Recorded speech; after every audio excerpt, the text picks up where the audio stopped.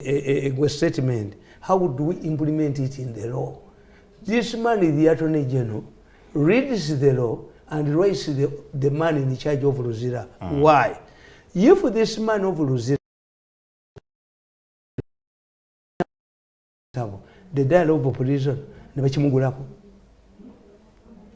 Uchimanyi nga batanga abasibe ne bagenda ekiro. Anya chigula. Kubisere bejezo vetima. Nambozi teyali Luzira ne yefulu omulwadde ne bamuteka mu sikibbe. N'abawandikako ekitabo. The Prisoner's Diary. Baba tandise kiserayizinga mu munzi ne mumita ne bamuwasende. Nebikomaawo. Kakati omusirikale we Luzira, the head of prisons in Luzira cannot just release a prisoner. Nti asoma mawuli n'ata abasibe. Bali bamubuuza nti balagawa. Kakati ebyo byonna kye bitegeeza nti if you want to help Museveni overhaul State House, mubeeremu abali knowledge. Mr. Tamale, give additional money to the president. Tutandikirako eyokuba nti Museveni ayagala okuba nti agattoloka lwa Africa. N'ensonga zaajogera lunye. Era ne banja batandikeko Mwai Kibaki, Mzee Julius Nyerere, Mzee Obote, n'abatandika ekintu nga bagala okuba nti bagatoloka lwa Africa. Neddala okugatoloka lwa Africa, Western world wabazungu basobola okuba bakkiriza omuntu yenna okuba nti agatta Africa ebeeremu. Tulaba wano omuntu yageza okuba nti akikola yali Muammar Gaddafi yatwalaganyizibwa. So embere no bana Museveni anasobola okuba nti atuukiriza ekyoto kino eno.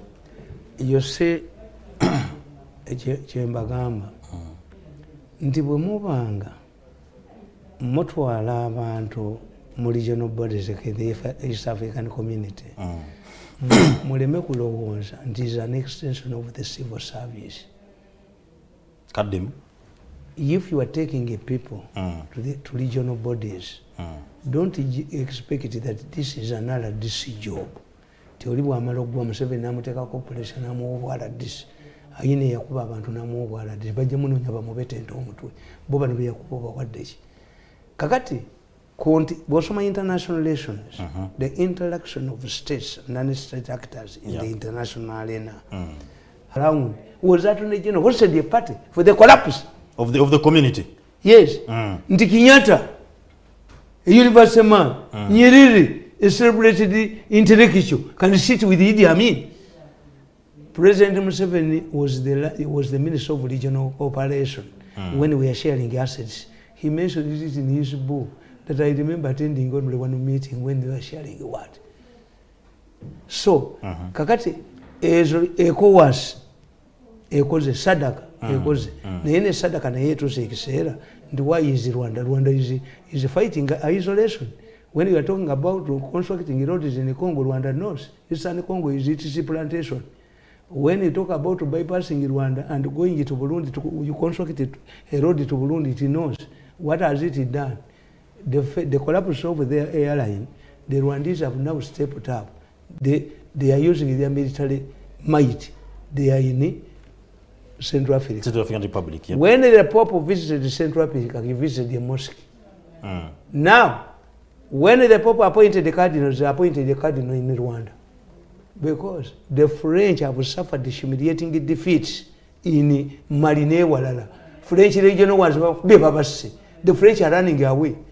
These modern weapons, helicopters, tanks cannot fight a brave Al-Qaeda man. Ayagalu kufa, yaja kufa. Kakati the French are quoting Rwanda. Rwanda is now the French superpower, the Francophone superpower. Okay. Any country which cannot sacrifice its children for overseas development. Ojirabi, as you want to isolate it, it is expanding. In Mozambique. Ginti Jerry, Dafu, by in a population yabantu bameka. Kakati bali batuula ne babala.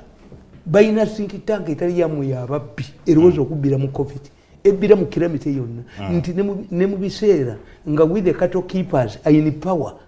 Eddiba lyente terina value. Ennyama libagiteeka mu faludoni. Ennyanja libajinyaga ne batwala empuuta. This cannot be a state. This cannot be from a policy from the Politburo. Kakati nkubulya ne gamba nti ECOWAS, ECOMOGO, naye ebadde ekola lwa Nigeria. When we form regional and continental bodies tulina bye tutunuulira. One, there must be a dominant factor. Mugundi eyo, mu region eyo. Yes, Nigeria was a dominant factor. Okay. All of the commanders were from okutereeza Liberia bamuyitanga General Woman. Bamugyeyo e Liberia ne bamutwala, Abacha n'amutwala, asentensinga bano n'afa n'ennyumba ye baagikuba. Nigeria had the oil resources, Nigeria had the best trained generals, Nigeria has the size and the might. Mu Africa ensi bbiri zokka ezina embassies everywhere, Kenya and Nigeria. Here we come East Africa, twagala kuba nti Uganda yalo kuba nti ebeera. Kati nkubuulira nti mwekomogo mulimu dominant force. Mu Sadaka, South Africa would be dominant, naye was liberated. Mugagga muto. Yes. Okay. Yes. Ate two, South Africa bagikubira wa mu Central African Republic. Gundi Abacha yagamba Mandela ti you are leading Europe a bazungu country with an African head, with a black head. South Africa bwesindika amaje mubeeramu abazungu. What's the role of, because it is a what? A musoke gundi. Chimusoke bachita batya mu Lungereza. A rainbow. Kakati when you send white South African, these are blacks. No dia majika South Africa galimu abazungu. Ukatwala musindi baka kubandika dukayo. Ba South Africa ne badukayo. In spite of their might. Kakati ino okutegeera nti mu Sadaka era Rwanda yeze. Okay. It is only Rwanda. Chali mba mulungi gwa cheku mideko STV program the Sharp Talk nga ndimukura Tamale bintu batu mudenga tugenze nga abuzize ekibuzo. Dominant factor East Africa. Yani nti omuntu yenna eyasoma international relations akubuulira nti organizations zino ziinamu okubeera. European Union started by two countries, France and Germany. Why? The United States feared the spread of communism in Western Europe. So the dominant factor was who? Two, they put up benchmarks. You have to be democratic to join this elite group of countries. It took Portugal many years, I think, and Spain to join the European Union because of their democratic credentials. Okay. Two, when you are forming a federation, the issue of sovereignty, because a federation means that these existing states, one, have realized that they cannot exist economically and politically as individually. They must accept. Yes. Two, they must surrender some of their authority, sovereign powers to create a central government, which we call a federal government. A federal government. There cannot be a federal government in Mengo. Was there a federal government in Kampala? If you had a federal at that time, you must surrender some of your sovereignty powers to create a central government after realizing that you cannot exist as individuals. Yes, yes. So surrendering of sovereignty, what if today the East African Court of Appeal nullifies Uganda's election? Can we accept? Have we surrendered our legislative powers to Arusha? Is there a federal government in Arusha? Oh, these are experimental. This is why you people think nti katutwaleyo buli omwa na buli omwami mugwana gwange bamuyita Kisembo nimugagwe balage CV omukulu kutogerako dini Kisembo omwami oyo balage CV neba nabagenda okuwogana. Waliwo omuvubuka yawandikira Museveni mu butabo 10 mu kalulu ka 2011 omwana oyo kiggala talaba, but he wrote books for Museveni. Era nze nali mbagamba ndi muntu ali mu State House representing eki the disabled. Very high mugenda mulaba nali yaji mugundi allocate him to NRM secretariat. Is very brainy, tayogera naye musajja mugezi nnyo oyo omwana mugezi nnyo yawandika mubuze hajati mukwaya omwana yamugulako. He was next to me nze nasinga obaguza obutabo naye banziba ne ku luno banziba ne baga nti bwetumwasa ajokujo balenzi mujja wange mbakube boyogede ku mukulu ku Dr. D boyogede ku Dr. D Kisembo Dr. D Kisembo Emmanuel obuzine tamega dogera ko yomukulu no yedda executive director wa Munyo Kitara this initiative eranga musajja munyoro musajja musawo yavayo navuganya ko ku Dr. yavayo navuganya ku Matayo Chali Gonzo when you go you ne NRM abantu nga banene basula mubuuza aba anti nkugambye nti badda mu lobbying. Let me tell you the importance of regional bodies. Former President of Tanzania, Joseph Mkapa, was in foreign affairs. Yali Press Secretary wa Nyerere namutwala mu foreign affairs. This man you see in Ethiopia, yava New York. Yali mu diplomacy. Ono wetangula atawanya gundi. Yava mu foreign affairs. Kalonzo Musyoka, yali High Commissioner wa Kenya in the 70s in Britain. Ne mumwina yani. Noga nti omusajja founding father wa East African Community amanya Musheka arotinga. Nogamba nti yasooka okubeera speaker arotinga. You give us, have these people been deployed in the foreign affairs? All of these people you have taken there. Bafunye emirimu luddawa. Yes. Kubanga mwe mulowooza nti bwala DC we can gang up kati obate wafuna wano gwene kutwala mwatwalayo bwenzi bwammwe. Bwenzi bw'abakazi bawano bwe batwalayo. Okukakananga speaker bwabwe bamwijjidde ku bwenzi balwanyeyo kulwanira abasajja. Why? Somewhere in fact mwali badde nga bemututte mu East African Community. Compare those with others abava Rwanda abava luddawa. Kakati nkugamba nti for you just accept Kongo eyingidde n'ebizibu byayo. South Sudan eyingira n'ebizibu byayo. Ono n'ayingira n'ebizibu bye. But in the European Union, a dominant force. But what is our political science? Even consensus is dominant. Okay. Consensus is dominant. The commander of NATO forces must be an American general. The standard weapon of NATO must be an American weapon. By the time Nigerian had the resources, was replaced by Chad. Chadian atirale inga yekuba bakola haram. Nigeria agwa. At one time, Goodluck wanted to hire mercenaries from South Africa. How can you hire mercenaries from South Africa? Mercenaries, retired soldiers, to fight Bakola Haram when the Nigerian army is watching.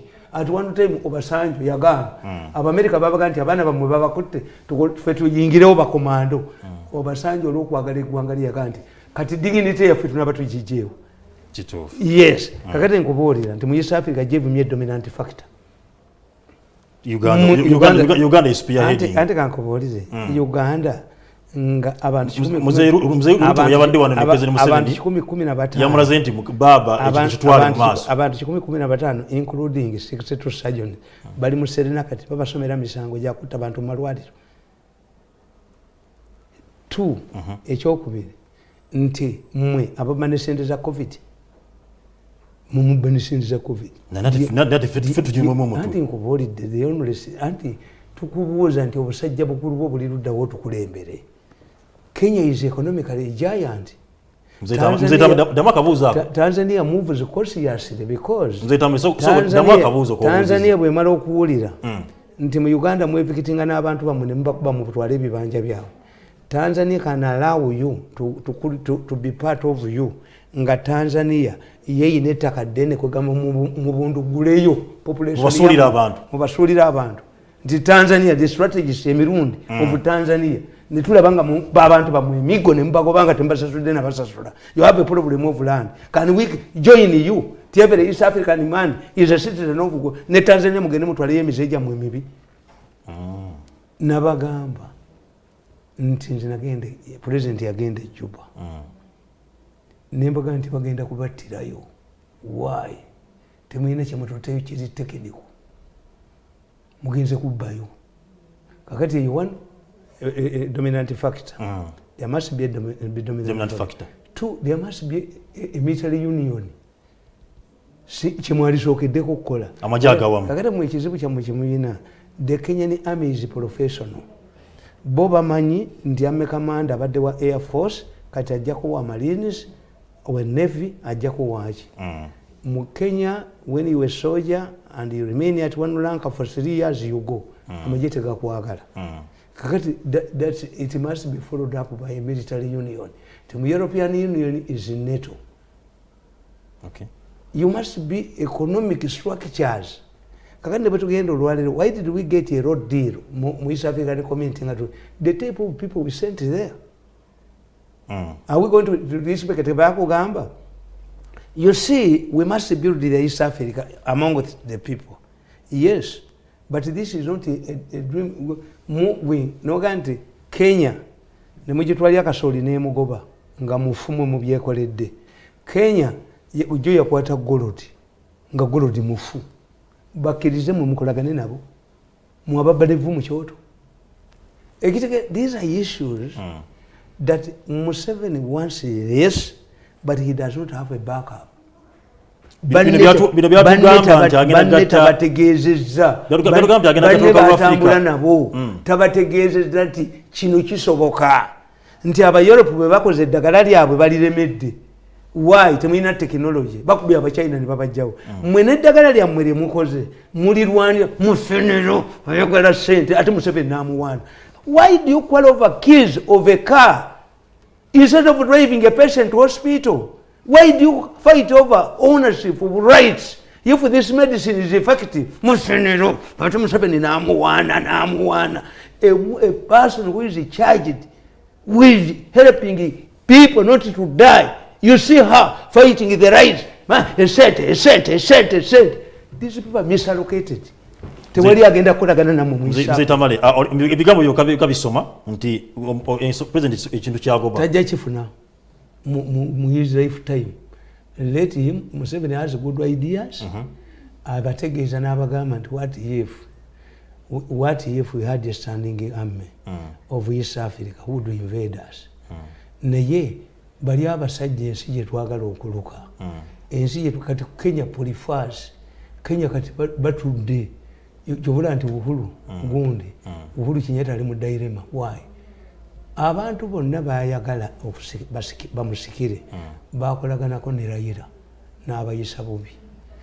Ate nga yeegwa akutte. Ye Uhuru Kenyatta alowooza nti ejja kweyambisa bwa pulezidenti bwe.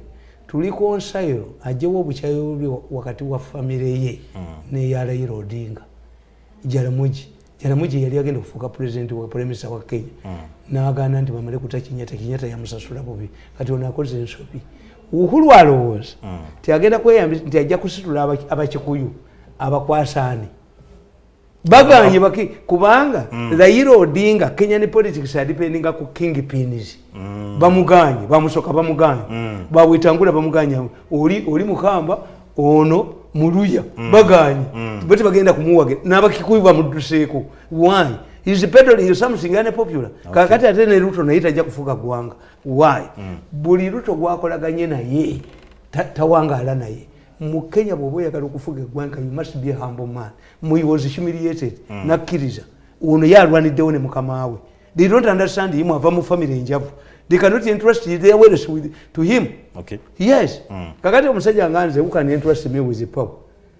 Kwa buli mwaga ntategeereke. Buli akoze naye agandi Mirundi tategeereke. Mirundi tayina friends. Mirundi tayina. Tumaliriza. Naye mbadde njagala kusomera. South Sudan ekuzizza emyaka emeka. Emyaka giri 10.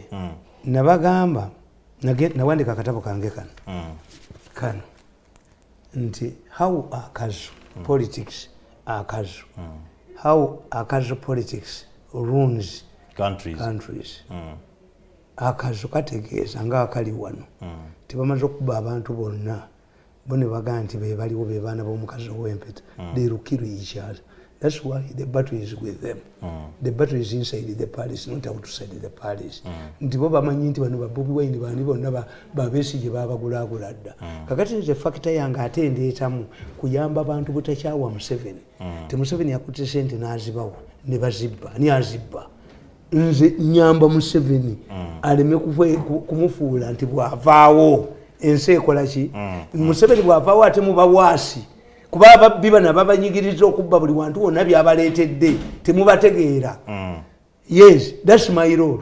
Naye nga naye talina kyampa. Kakati nkugamba nti Museveni bwe yagenda e Southern Sudan twagendayo mu 2006.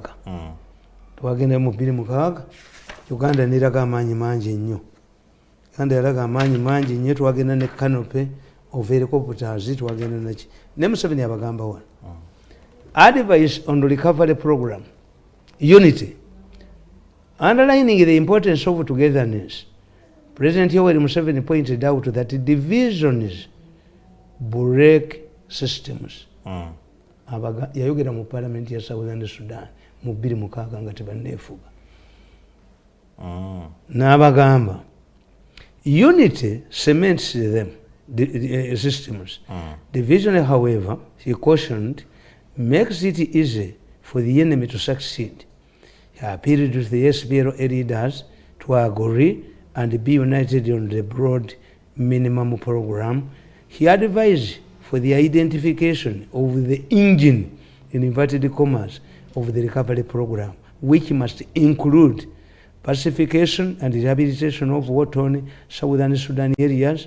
In Uganda, the government, Museveni reported, in Uganda, the government identified the recovery engine in the social infrastructure sector. It then, Museveni was explaining, considerably committed resources to rehabilitate and build roads as well as providing security for stability. The stability in Uganda, Museveni said, has been due to the disciplinary army. Stressing the importance of discipline in the army, President Museveni cited a Kinyankole saying of a young man, who's the father and the kite. Museveni said that the father slaughtered a cow and asked the boy to deliver the meat home. On the way, the kite snatched the meat from the boy. When he reported the incident, the father understood, but he advised the young man to always fix such meat to the edge of a sharp spear, which could scare away kites. I quote Museveni, I now advise you that if you want to protect your meat from the kite, their independence from Sudan, you must have a well-trained and professional army. The advice was received with thunderous applause from the Southern MPs. On the economy, the president pointed out macroeconomic dictates that inflation must be limited to a single digit. He advised for the same approach to the SPLM government. This done, be sure of a robust economy in the shortest period possible. A prudent economy, Museveni said, must be characterized by discipline in a manner government handles public expenditure. It mustn't spend what it doesn't have. To maintain a prudent public expenditure regime, all expenditures must be backed by availability of funds. Agamba ba Sudan, ayogera mu parliament ya Southern Sudan, wano webiri. Bana abasoma bali. Kakati ne gamba, speech by Salva Kiir. Critical time. In his remarks, Southern Sudan President and Vice President of the Unity Central Government of Sudan, His Excellency Salva Kiir, said he was deeply gratified by President Museveni's visit. It has come at a critical time when some elements are trying to undermine the peace which the Sudanese people achieved at a high cost. I quote Salva Kiir, I'm not surprised that you are the first head of state of an independent country to visit us. This is because of your ardent support to the people of Southern Sudan, said the Kiir. Adding that, I quote him, because Uganda helped the people of Southern Sudan to achieve peace, we will reciprocate by giving Uganda peace. He emphasized that the ongoing peace talks between government and the resistance army would be conducted to this logical conclusion. Salva explained the president's visit that he had invited him, Salva Kiir had invited the president that the two could share some ideas. Pointed out that the challenges faced by US government included political transformation, setting up priorities and democratization, as well as building a professional army. He applauded Museveni's potential to overcome such challenges in Uganda. The Speaker of Parliament, Mr. John Ziyiga, described President Museveni as the best friend of the people of Southern Sudan. because Southern Sudan appreciates Uganda as a model, the government has encouraged a symbolic relationship in our two economies. I'm glad to report that half of the goods on our market come from Uganda, he said. Appealed to the Ugandan government to assist Sudan with the teachers to train our people.